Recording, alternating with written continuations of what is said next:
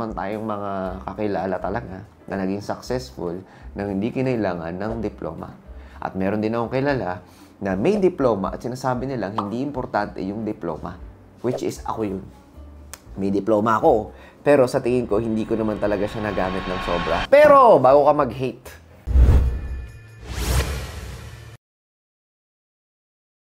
so may tanong dito, kailangan ba yung business mo is passionate ka doon, yung talaga yung ginagawa mo, yung gusto mong gawin?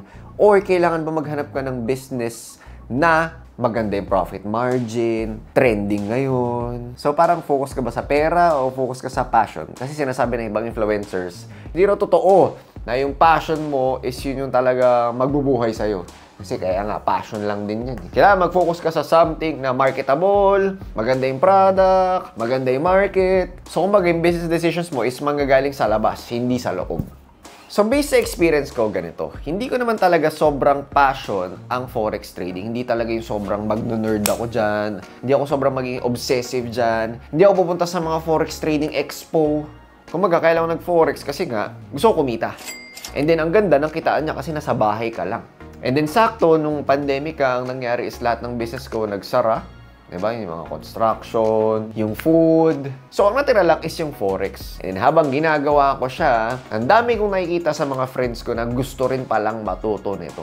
So, tinuruan ko sila ng tinuruan hanggang sobrang dumami na yung students. So, anong sagot ko dyan? Sobrang swerte mo kung yung passion mo is ma-turn mo into a profitable business. Kasi sobrang dami yan. Ano bang passion mo? Passion mo ba basketball? Passion mo ba kumain? Mga nagmumukbang, ganyan. Sa totoo lang, napakagandang panoorin, napakagandang tignan na yung mga tao nagagawa nila yung passion nila and at the same time, kumikita sila.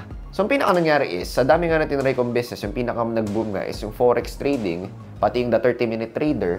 So, nung nag-boom siya, pinalaki lang namin. Siyempre, pinaganda namin yung product, pinahappy namin yung mga customers. Ngayon, sobrang dami nang pumapasa sa mga prop firms. May namumultiply talaga yung savings nila. Ayan, nagkaka-business na iba.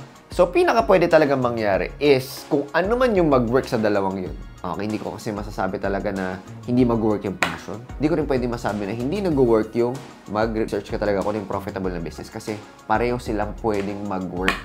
So, ang tanong, ano ba yung mag-work sa'yo? So, yung nag-work sa akin, yung forex trading na hindi ko naman talaga sobrang passion. Kasi yung passion ko, ano ba yung passion ko? Basketball, travel, di ba? And then, nung kumita na yung business ko, nung kumita na yung forex trading ko, nag-compound, doon ko na nagagawa yung mga gusto ko, which is, ayan, nagpapa-basketball league tayo, di ba? Tapos, nagtayo pa ako ng gym. Tapos yan, meron din tayong resort sa Zambales, yung Talinaay. So siguro doon din papasok yung pagiging grit natin, 'di ba? Kasi hindi natin malalaman kung ano talaga yung pinaka mag-work para sa atin. And usually, yung mga entrepreneurs talaga, hindi yung first business yung naging successful sa kanila. Usually, second, third, fourth, fifth, 10th business or 20th business talaga. So, ang pinaka-tip ko kung magsisimula ka, pwede kang mag-start doon talaga sa passionate ka. Then, make sure na mag-research ka kung paano siya pwedeng maging profitable. Siyempre, hindi naman pwede yung ginagawa mo yung passion mo, pero hindi ka makakain. So, in short, naging successful siya business-wise. So, looking back, kung tinanong ako na kung uulitin ko ba yung tinayo ko yung forex business na hindi naman ako sobrang passionate, or talaga mag-focus ako sa something na passionate lang ako, hindi yung gagawin kong business, para sa akin, sobrang worth it na natayo ngayong the 30-minute trader. So sa mga tanong na ganyan, sinasabi siguro ng iba, sobrang safe ng sagot ko kasi gumigit na ako. Pero ang pinaka-personality ko kasi is yung tinatawag natin na number 1, yung balance. And number 2, yung pinaka-duality talaga. Ibig sabihin, wala talagang tama, walang mali. For example, di ba lumabas ka dito sa Pilipinas, sabihin mo, ang init talaga sa Pilipinas. Pero kung pumunta ka sa Mercury, malamig ba, mainit? Siyempre malamig kasi may aircon. Planet na Mercury, hindi Mercury drug. Ang mangyayari is, sobrang init kasi sobrang lapit niya sa sun. So ngayon, pagdating mo dito sa Pinas, ano sabihin mo? Ang lamig. Diba? So ibig sabihin, wala talagang tama, walang mali. Depende lang talaga kung nasaan kang perspective. And hindi porket sinabi ng mga influencer na hindi pwede yung business na passionate ka kasi maghihirap ka dyan. Iyon na yung susundin mo. Diba? So, very important talaga na sa'yo yan lahat manggaling. I-testing mo yan. I-verify mo sa sarili mo. Hindi lang basta sinabi ng iba or kahit sinabi ko pa. I-verify mo yan sa sarili mo. Then from there, magkaka-experience ka. Then kapag nag-experience ka, mas magkakaroon ka ng strong conviction kung ano talaga yung para sa'yo. So for example, si Kong TV tsaka si Mr. Beast, sobrang passionate talaga sila sa paggagawa ng YouTube videos. 'Di ba, nung mga simulang mga years, sobrang hindi talaga sila kumikita. Pero ngayon, sobrang laki na ng income nila. Si Mr. Beast, billion na ata yung net worth nun eh. So hindi talaga totoo na hindi ka pwedeng maging successful sa passion mo. So parang dun sa sinasabi nilang diploma o diskarte. 'Di ba? Sabi nila, si Franklin Miano, di okay yan. Kasi kailangan ng diploma. Pero again, meron naman tayong mga kakilala talaga na naging successful na hindi kinailangan ng diploma. At meron din akong kilala na may diploma at sinasabi nilang hindi importante yung diploma. Which is ako yun. May diploma ako. Pero sa tingin ko, hindi ko naman talaga siya nagamit ng sobra. Pero, bago ka mag-hate, hindi ko sinasabing hindi importante yung diploma kasi depende sa yun. Diba? Depende yun sa tao. Depende yun sa'yo. Lalo na kung estudyante ka pa lang, magtapos ka! Meron kaming student consultant dito sa 30-Minute Trader. Ayaw na talaga niya mag-college. Sobrang ayaw niya. So ngayon, dinadrag niya lang yung sarili niya papuntang college kasi feeling niya wala namang maitutulong yung college para sa kanya.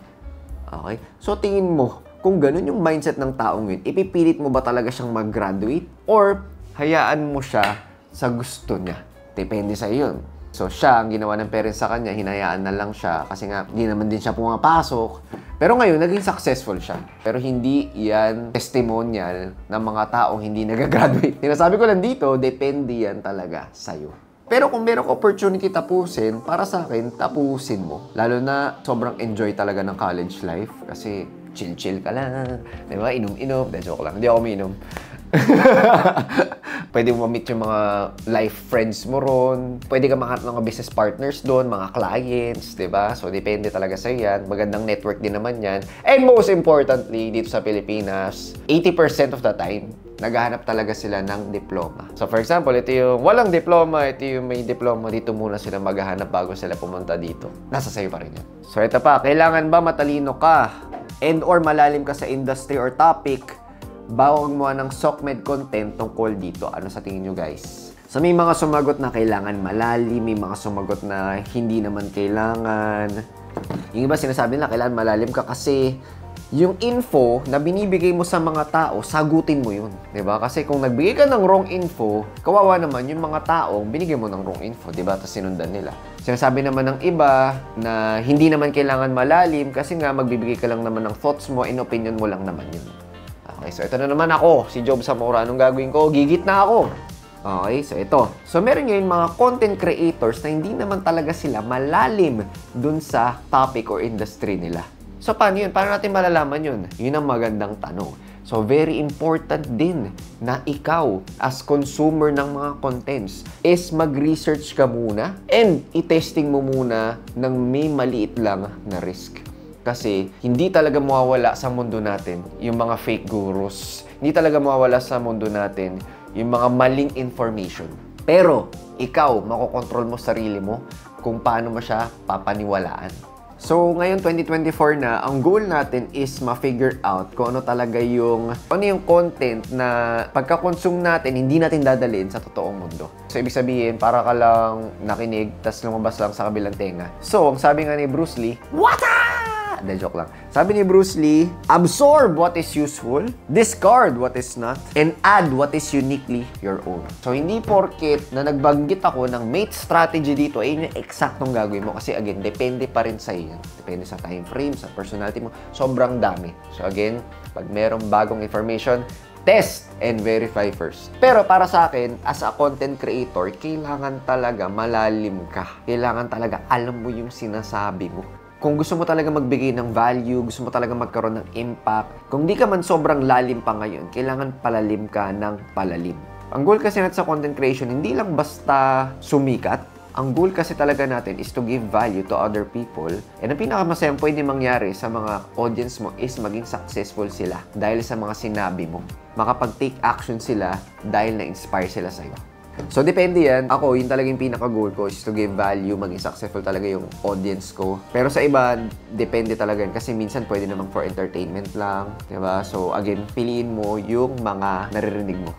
So, if may mga questions ka, gusto masagot natin dito sa YouTube content natin, comment mo naman yan sa baba. So, yun lang. Kita-kits.